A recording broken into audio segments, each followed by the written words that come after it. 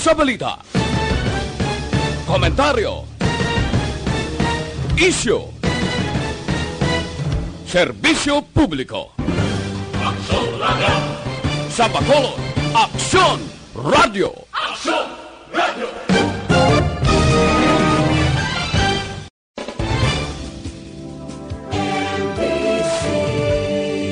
Manila!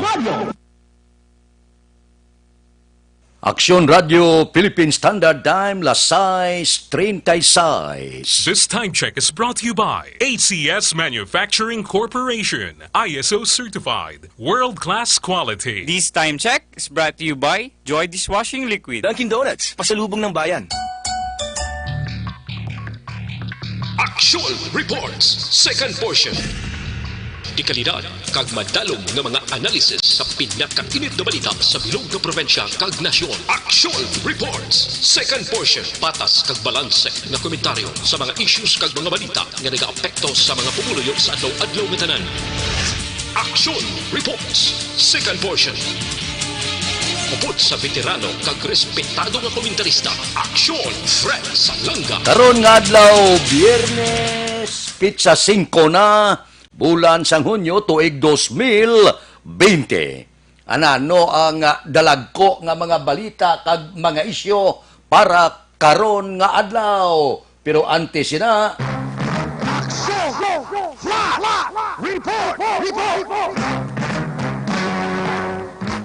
Flash report upod sa aton patrol upod kay Aksyon Eden Aboso. Aksyon Eden!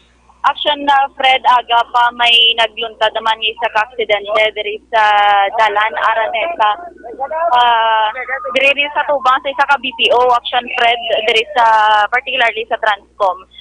Involved diri isa ka motorsiklo action Fred kag isa ka pribado nga salakyan. Di subong ginabulong na action Fred ang nagamaneho sa motorsiklo kag di allegedly makita taman di sa salakyan nga tinagbunggo ini siya sa may passenger side action Fred kay ang salakyan maliko kung tani pasulod sa Transcom kag siya going north direction action Fred. Action Eden. Action Fred. Sino nagbunggo? Ang motor. Motor action Fred kay base actually wala pa makita gid ka istorya sa investigador sa police station number 8. Pero kung makita mo diri sa sitwasyon action Fred nagauna ng ulo ni sang pribado nga salakyan kag sa tunga-tunga sang passenger side both sa first row kag sa second row dira siya nagbunggo. Ang motorya ni gani kita mo na pang nabala pang racing nabala siyang Fred amo na ding motor niya kag ti gipatindog na lang ni subong ang iya gani nga side stand do na guba gid kag ti kaina mayara makita na interview initially nga ginkuha na lang siya or ginbutong na lang siya bala sa dalom sang pribado nga salakyan. Actually, yung ginabulong di subong si action Fred, sorry. Ang right yang tiil. Kamo gining may samad action o kung may pilas action Fred no. Kag bag-o lang nag-abot man ang aton siring ambulansya. Mamangkota di action Fred no. Sa mga nakabati kag naka-witness man di kay action Fred kay based ni sa sa iyang uniform action Fred gwardya ini siya. Sir, good morning, live section Radyo Bacolod. Oo, sir, kaina, ari ka mo sana tabon. Pag sang salakyan, pag guliko ya, kasi lagan sang sing motor ng singgol, yan ang gulpin at tabo kasakyan ako, ito na lagapak sa na bungguan niya. Pero pagkita niya, sir, dasing naglagan isang motor. Oo, kasi lagan niya, kaya lagas sang oras siya mo. Kaya ka-duty sa komisyon ng area. Oo. Pag lagagapok, pinagtukan naman tanan din sang yakay mga tao. Pero kagina, sir, ano yung sitwasyon gid sang sir aray sa dalom sa salakyan. Sa dalom yung gapot lang naman sa may makagwasa. Ang kamo ding una man, sir, nakaka-respond. Kami yung puti sa ang tanod, minsan ang ito po. Taga-tangob isa? Taga-tangob, oo. Kilala. Actually, Fred, sang isa man di nga nag-aubra actually sa IPM, kaman sir nag-aubra. Kahit ilapit lang di action Fred mo ang ila sining opisina sa natabuan man sang aksidente. So, action Fred, gin na silo na ini siya sa stretcher. Kag gindala naman sang aton nga mga rescuer. So far, hindi pa naton may istorya man action Fred ang nagamaneho sang salakyan nga pribado kahit tigin na Okay, istorya pa man sa nga aton nga investigador gikan sa police station number 8. Kita ta bari action Fred ang isaya bala ka side mirror, ang sa left side yang side mirror action Fred ara na pinsalan na o kung natapakan sang pangulihi nga guma sang sining salakyan. Right side ini siya nga guma action Fred sang salakyan. Mamangkot action Fred no. Sila kakilala, ginibala siya. Sir, good morning, live action Radio Bacolod. Sir, kilala mo gito siya, sir? O, nakataon mo sa ma'am. Iglesia na sa ma'am. Iglesia. Bali, di kay Gina, sir. Pag kita, di kay na, pagkita ni sir, natapusan? Nagkuhan pa sir, U-turn sa ma'am. U-turn din sa ma'am. U-turn ni Tane ang private nga salakyan, hindi sa masulod to. Kasulod ma'am, nakita naman mga nabugo na sa ma'am. Oo. Bagay niya Gina, ang left side. Sulod na sa dama mo? Oo. Nagsulod sa sulod sa pick up. Pinakita naman sa vlog daw. Pero initially, sir, sa pagkita mo to kay Igdo, ikaw gitong help magabulig man di sa nag-respond di una bala. Din gito sir ang iyang sir pila sir. Ang sa yung pill. So, pa lang to sir so far. Tapos siya ko nung adugan ka gamot na dito rin sa sound sa dugan. Kay paghapon siya sa stretcher dog sakit ya dughan kag kamot. Amo to ang left side yung action Fred nga kamot. Ay tiyang tupa ya left gid mo. Oo, left kin namang pa ma'am. Okay. Sino sa iyang ngalan sir? Jewel Rosita ma'am. Taga Tangod. Pila pa edad. Why ko ka na mo, pila edad mo. Sige sir, damo ganyan salamat. Action Fred, mo na di ang sitwasyon subong sa Dalan Araneta kung di sa naman ka-aksidente ang nagluntad. Para sa dugang pakaram nga impormasyon, bantay na lang sa iban nga News and Public Affairs Program sang Action Radio Bacolod. Para sa flash report, ini si Action Ida na Boso. Una sa balita, una sa Action sa Bacolod, Action Radio. Action Radio Philippine Standard Time, las 6:43. Temprano pang disgrasya, no? Temprano pang aksidente, halong. Mabalik kami pagkatapos ini.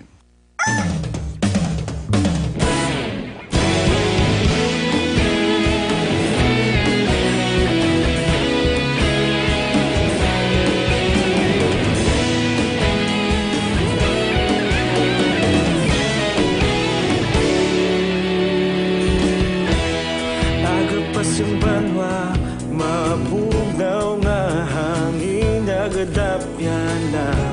Ikaw na ang ginapamati ang namon ginasanligan. Tinog sang probinsya, kamatuuran ginapalap na. Minsay nga may dala, paglaom kag kasanag. Tinuig na nagligan, ikaw gihapon ang ako nga istasyon. Sa pagbudlak sang adlaw, sa pagtuhaw sang biton. Mga balita nga dala inspirasyon. Aksyon radyo, Bacolod man sa gihapon. Padayon Aksyon radyo, Bacolod saludo sa imo. Padayon Aksyon radyo, salamat kisa pagserbisyo. Patas kag balanse, matuod nga mensahe, wala sang ginadang piligan. Padayon Aksyon radyo.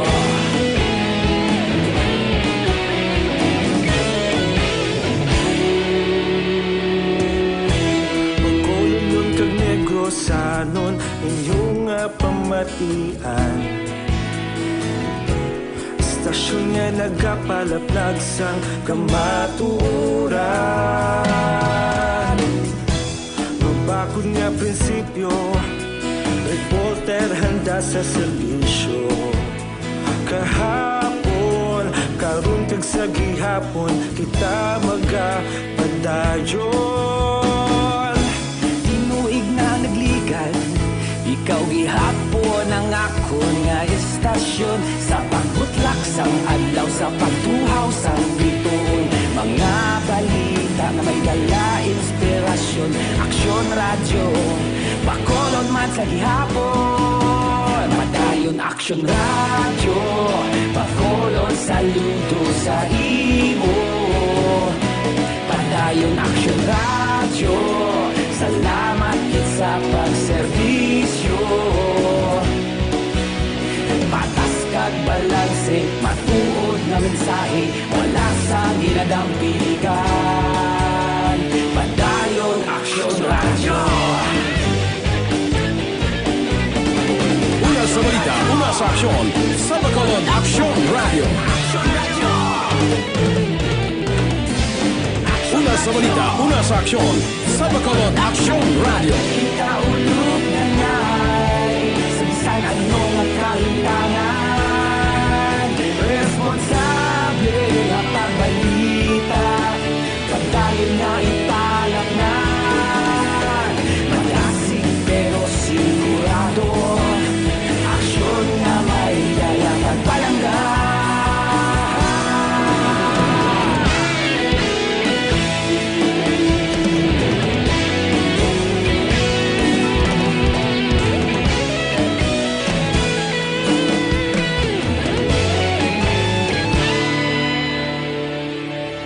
Padayon Action Radio, Bacolod saludo sa imo. Padayon Action Radio, salamat gid sa pagserbisyo. Padayon Action Radio, Bacolod saludo sa imo. Padayon Action Radio, salamat gid sa pagserbisyo. Patas kag balanse, matuod nga mensahe, wala sang ginadampigan. Padayon Action Radio.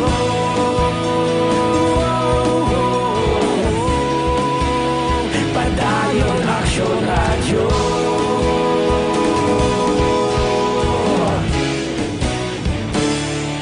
Padayon Action. Standard Time, lasais 48. May maayong balita, oh. Amuning isyobla, papatukod hospital, dire sa syudad sa Bacolod. Madasig mag-follow-up si Congressman Greg Gasataya. Kadumdum kamo ang bed capacity dira sa Corazon Locsin Montelibano Memorial Regional Hospital. 400 sa una ang ara dira, ang mga katre. Gintingwaan ni Congressman Greg Gasataya nga himuon 1,000 ang bed capacity sang Corazon Locsin Montelibano Memorial Regional Hospital pasado. Another aprobado sang Kongreso, third kag final reading ining House Bill 6731. Ano ini siya? Ang among hagna ini siya ginaduso nga magkapatindog kita sang tertiary hospital kag pagatawgon Bacolod City General Hospital. Mayo ang iya sini nga resulta aprobado sang Kongreso na aprobahan sang Hunyo 3. Suno kay Congressman Greg Gasataya mga 11 misis man, 11 kabulan nga gindoso ini sang Hulyo 2019 pa. Aprobado.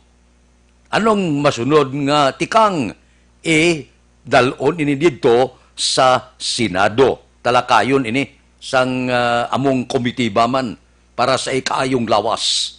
Para nga kung aprobado sang Senado, pag nuunuan ini sang presidente, oy, ang syudad sa Bacolod may ara na Bacolod City General Hospital.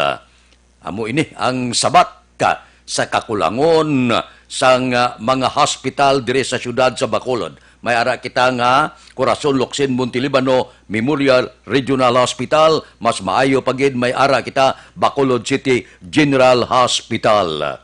Di maayo man ni siya, makakuan ni siya, makapangalagad sa taga Bacolod. Pwede nga nagatanyag sila sang family medicine, pediatrics, internal medicine, surgery, obstetrics, gynecology, emergency services, outpatient services, kag madamo pa. So, ambot silingon, amo ining ginhandom na tuntanan nga makaangkon ang Bacolod sang iya kaugalingon nga hospital. Tekon matabo ini budgetan sa Department of Health kag kon maimplementar na ang tanan-tanan nga ginahandom sang syudad sa Bacolod matuman na. Ina sa pagpadikasog ni Congressman Greg Gasataya, siya nag-utor sini hagna nga House Bill 6731 nga aprobado sang Kongreso. Pananaw ko pag-abot ini sa Senado daw wala na problema. Pagbutang sa lamisa ni Presidente Rodrigo Duterte, laban-laban na ni nga nuunuan budget halin sa Departamento sang Ikaayong Lawas. Maayo, no? Porte ang arangkada sa aton kongresista dire sa siyudad sa Bacolod. Amo na siling kubla. Kung mag-inupod lang ang tanan nga opisyal, nasyonal kag lokal, dihamak pa nga mga proyekto ang sigurado magtupa sa siyudad sang Bacolod. Aksyon Radio Philippine Standard Time, Lasay 51. Mabalik kami pagkatapos ini. Sa dinami-dami ng usapin ngayon tungkol sa COVID-19, nangingibabaw ang tanong tungkol sa expanded testing. Ano nga ba ang expanded testing? Bago natin sagutin ito, mahalaga munang malaman natin kung ano ang confirmatory test para sa sakit na COVID-19. Ang reverse transcription polymerase chain reaction o RT-PCR ay isang laboratory test na tumutukoy sa mismong virus sa loob ng tao. Ang RT-PCR ang siya lamang test na ginagamit upang makonfirm ang sakit na ito. Kaya nitong alamin kung may virus na sa katawan ng isang tao bago pa man lumabas ang sintomas. Kaya naman sa ating expanded testing, RT-PCR ang ginagamit natin ngayon. Hindi ito katulad ng Rapid Antibody-Based Tests o RATs na tumutukoy lamang ng antibodies sa katawan. Sino-sino ang kabilang sa expanded testing? Sa expanded testing, ang mga sumusunod na mga tao na may history of travel sa isang lugar na may COVID-19 o nakisalamuha sa taong may COVID-19 ay sasailalim sa RT-PCR test. Una, mga pasyenteng may malubha at kritikal na kalagayan. Ikalawa, mga pasyenteng may edad 60 pataas, pasyenteng mayroong ibang sakit, o mga pasyenteng may maselang pagbubuntis. Ikatlo, mga pasyenteng may bahagyang sintomas. At ikaapat, iba pa nating kababayan at mga healthcare workers na walang sintomas ngunit may travel history o contact. Mayroon na tayong mga laboratorio na kayang gumawa ng RT-PCR sa Luzon, Visayas at Mindanao. Sa kasalukuyan, layunin ng ating gobyerno na tumaas pa ang health system capacity ng bansa upang matest sina lolo, lola, kuya at ate na pasok sa populasyong kailangan ng testing. Ginagawa natin ito upang mabigyan ng tama at agarang atensyong medikal ang mga pasyente at para matukoy ang iba pang tao na nakasalamuha nila. Mahalaga ang pagpapatest sa paglaban sa pandemya, pero mas mahalaga kung mapapanatili ang kalusugan ng ating katawan. Mas mainam kung lalabanan natin to ng sama-sama. Ika nga, prevention is better than cure. Mag-exercise, kumain ng tama, practice cough etiquette, sundin ang 1 meter rule sa physical distancing, maghugas ng kamay, at higit sa lahat, kung maaari ay magstay at home. Samahan kami sa susunod na video para malaman ang kaibahan ng RT-PCR sa RATs. Sa dinami-dami ng usapin ngayon tungkol sa COVID-19, nangingibabaw ang tanong. Aksyon Radio Philippine Standard Time, Lasay 54 na. Oy, ang Federal Lending Corporation kag Metropole Lending Corporation nagapaybalo. Gabaton na sila sang loan application kag pwede na kamo ka-renew sang loan ninyo. Loan renewal, pwede na. Kag nagapanawagan nga kung may plano kamo nga mag-loan, dire kamo kadto sa Federal Lending Corporation sa pinakanubo Saka. Para sa pag-loan ninyo sa chattel, ATM loan ninyo, business loan, salary kag bonus loan, real estate mortgage, car or truck financing, GSIS, SSS pension loan, agricultural loan, parehas ang crop loans, allotment loan, housing loan for construction kag renovation. Diin kamo makadto, bisitahin sila, 2nd floor Carmen Building, Lizares Avenue, Bacolod City. Pwede ka mo kakontak sa ila, cell number 0922-294-6862 or 0905-438-9450 o kung 50. Pwede ka mo ka-email pederlep17@yahoo.com o Facebook nila Pederlep Lending Corporation. May mga satellite sila nga opisina, Corner Yungki, Dalan Guria, La Carlota City. Kontak lang kamo, cell number 0908-447-1495. May ara man sa Dalan Mabini, Sonpordas, Talisay City. Kontak lang 0947-605-5543. Lona, subong na. Action Radio, Philippine Standard Time, Lasay 56. Damo-damo sa mga isyu subong no? Ang anti-terror bill niyo, aso sperte. Ang hinuding-huding, ang iban nga nagpilirmas ni gawat yung ang ulo niya, wala kumiya, Purting panginwala sa giban. Pero, hindi pa ini final. Reviewon pa ini. Napasar na sa Kongreso kag Senado. Pero, bangod sining pila ka mga ginumon-gumon, pila karon kamatunog nga mga singgitan nga dapat ibasura ini, tunan ini ni Presidente Rodrigo Duterte. Ining anti-terrorism law. Agod nga ang tanan-tanan nga ginbutang sa among ginaduso nga terror bill hindi makalapas sang mga kinamatarong sang pumuluyo sa pungsod Pilipinas. Kon mangin layin na ini siya, kag nuan na ini ni Presidente Rodrigo Duterte, so medyo sakit-sakit man, pwede ka mga arestahon, bisan wala sang mandamiento de aresto. Wala warrant to barestya, pwede ba daw leading sa martial law ba?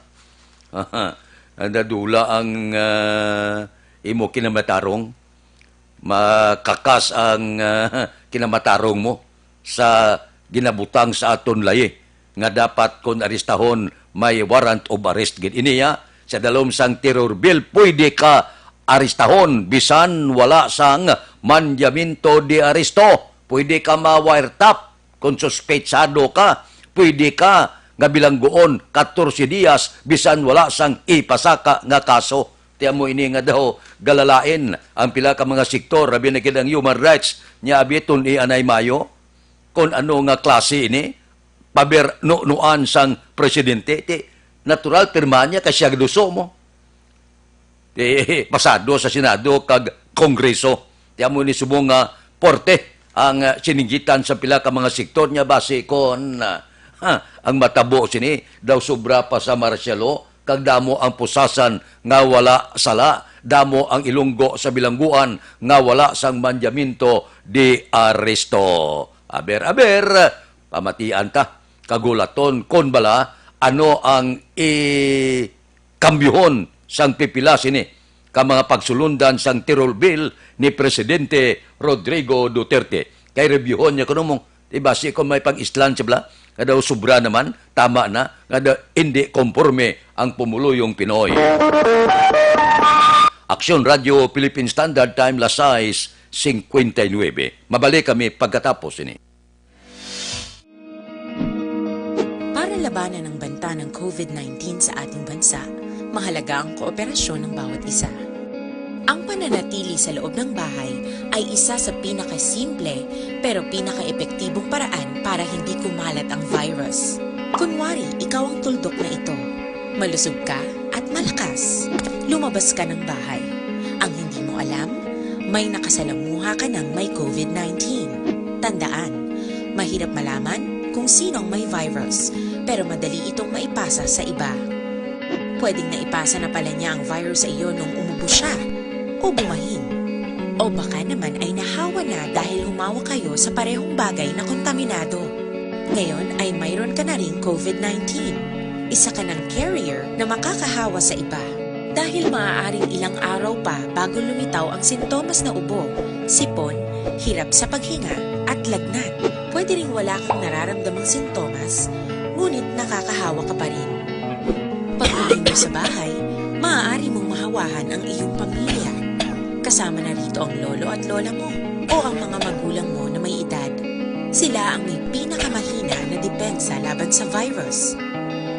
Ang mga may sakit sa puso, diabetes, high blood, at iba pang pre-existing conditions at mga buntis, mahina ang panlaban sa COVID-19.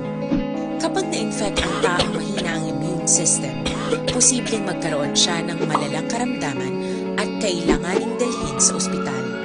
Sa patuloy na paglabas ng bahay at pagpunta sa pampublikong lugar, tinatayang maaari kang makahawa ng 3 pang tao at sila makakahawa ng mas marami pang iba. 20% ng mga nahawa ay maaaring maospital at dadami ng dadami ito habang mas kumakalat pa ang virus. Bukod sa dumaraming COVID-19 patients, marami pang ibang may sakit ang nasa mga pagamutan. Ang mga pasyenteng malubhang-malubha na ang karamdaman, hindi na maaasikaso. Wala ring lugar para sa mga pasyenteng may ibang karamdaman. Kaya nating iwasan ang patuloy na pagkalat ng COVID-19 kung iisipin natin ang kapakanan ng iba. Kailangan nating isipin at kumilos na parang bitbit na natin ang virus para hindi ito kumalat pa sa iba. Sundin ang social distancing.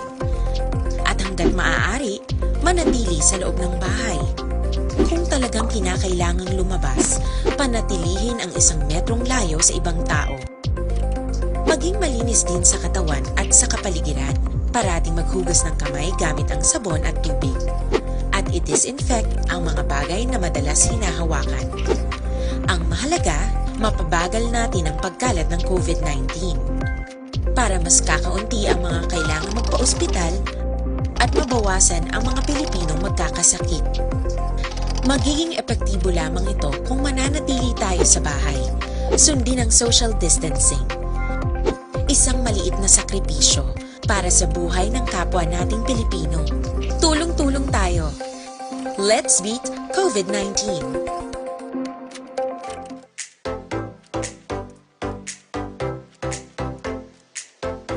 Mga kaaksyon, madamo sa nagpalaylay na pamaagi at protektahan ang imong kaugalingon batok sa novel coronavirus 2018 o ng COVID-19. Isa sa mga pinaka-importante ang regular, safe, and effective hand hygiene gamit ang habon kag tubig o ng alcohol-based hand rub. Yan ang proseso sa paghugas ng gamot na rekomendado sa World Health Organization.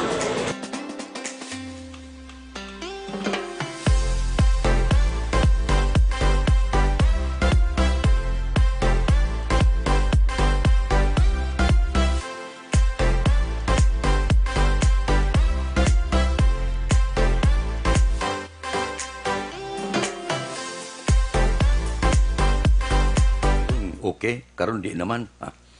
Talakayo na karon sa pila ka mga programa dire sang Aksyon Radio. Standby na sa aton Aksyon Balita Morning Edition. Liwat magadulong sa aton sa mga balita lokal, national, international, sports, kag artista. Upod kita. Aksyon Boy Duran, kag Aksyon Dorel Cabato. Aksyon Fred Salanga. Una sa balita, una sa aksyon. Sa Bacolod, Aksyon Radio.